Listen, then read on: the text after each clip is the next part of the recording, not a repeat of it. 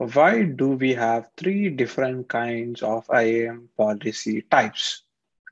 Managed, customer managed, and inline policy. The question aims to understand that you, as a DevOps engineer, have actually worked with IAM properly. Just knowing IAM is definitely a first step, but having a hands-on experience in IAM is also really important. If you have created an IAM policy as part of your learning or as part of your current role, it is really good and you can tackle this question in the interview. Let us see how to answer this question in the interview. But before that, let us try to understand what are these different kinds of policies in AWS. Managed policy in AWS is basically the one that has been created by AWS and is completely managed by AWS. You might be wondering why AWS needs this. Well, if you tend to launch a Lambda or let's say a Kinesis that wants to write the data to S3, etc., there are some default permissions that it requires to take these actions. And when you spin up these resources, it will actually ask you for a name for this IAM role, and it will create the IAM role on your behalf, or will use this IAM role on your behalf. These are called as managed IAM policy. They are created by AWS and are maintained by AWS. If you as a customer of AWS wants to create custom IAM policy, then these are called as customer managed IAM policy. These are some things that you might create and manage using Terraform. So this is a common way in which companies would create policies also for their use cases. Well then, what is an inline policy? A policy that is created and attached directly to the IAM user, group, or role is known as IAM policy. But what is the clear difference here?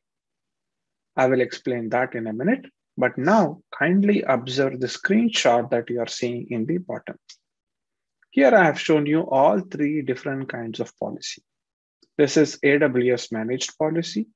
And then we have a managed policy, meaning policy 01 was created by me. And then we have an inline policy, and you can see an inline policy option here.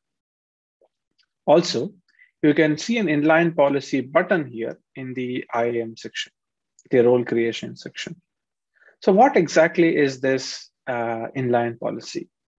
This is definitely also an IAM policy, but the difference is this inline policy gets created for this particular role or user. And if you destroy this IAM user or IAM group or IAM role, the inline policy also gets deleted. That is the major difference between inline policy and customer managed policy. There are many use cases for inline policy also, because let us say if you want to give a temporary access to a particular IAM role when you're testing something, you don't want to alter this existing policy, then you can quickly create an inline policy to test these changes and later on apply these changes to the managed policy. So these are different kinds of policies, and you can answer this question in the interview something like this. In AWS, managed policy is basically the ones that are created by AWS and are completely managed by AWS. And customer managed policies are something that we create for our use cases. Customer managed IAM policies are custom IAM policies that are used for our applications, etc. The inline policy has a very special use case, meaning it gets created as part of the IAM user, group, or role. And when this group, the role, or the user gets deleted, the policy also gets deleted. That is, the inline policy also gets deleted.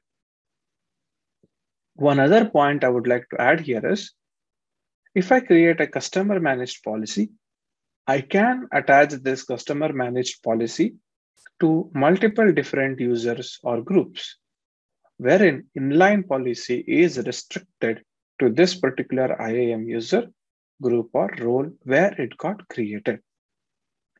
This is how you can answer this particular question in the interview if it is asked. Well, that is it for this particular video. Let us see what kind of questions will appear in the next video. Thank you.